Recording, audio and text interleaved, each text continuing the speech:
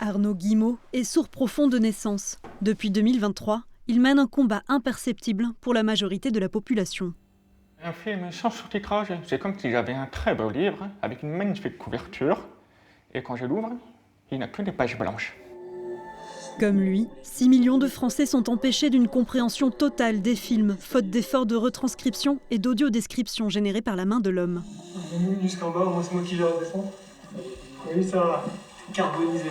Carbonisé, Si on veut être suffisamment complet, il faut mettre le sous-titrage sourd et malentendant, c'est-à-dire on a la description de tous les petits sons, comme porte qui claque, tonnerre qui gronde, chien qui aboie. 20 ans après la loi handicap du 11 février 2005, c'est une injustice sociale incompréhensible. Une multitude de solutions existent pour enrayer cette exclusion.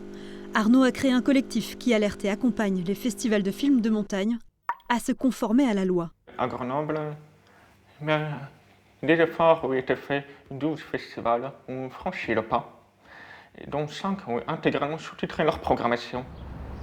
Certains cinémas proposent eux aussi des séances avec sous-titrage sourd et malentendant. Ici, il y en a 2 par semaine depuis 4 ans, un parti pris face à une industrie du cinéma où chaque séance doit être rentable.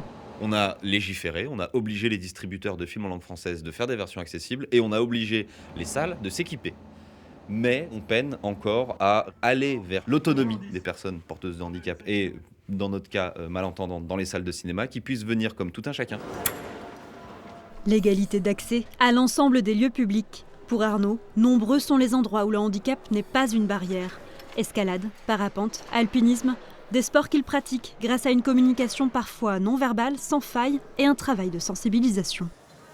Je suis tellement passionné par la montagne que je me suis lancé dans le projet pour devenir guide haute montagne. Grâce à mes appareils, je peux entendre les chutes de pierre, les chutes de sérac. J'ai expliqué mon cas auprès de l'école. Ils ont pris les dispositions pour que je puisse avoir des consignes de manière claire et lisible. C'est un très gros travail pour faire prendre conscience. Et c'est pas encore gagné, quoi. Ouvrir la voie à une société plus inclusive aux personnes sourdes et malentendantes commence par une communication claire, mentionnant la présence de sous-titres. En 2024, seulement 13% des projections des festivals de films de montagne en faisaient l'offre.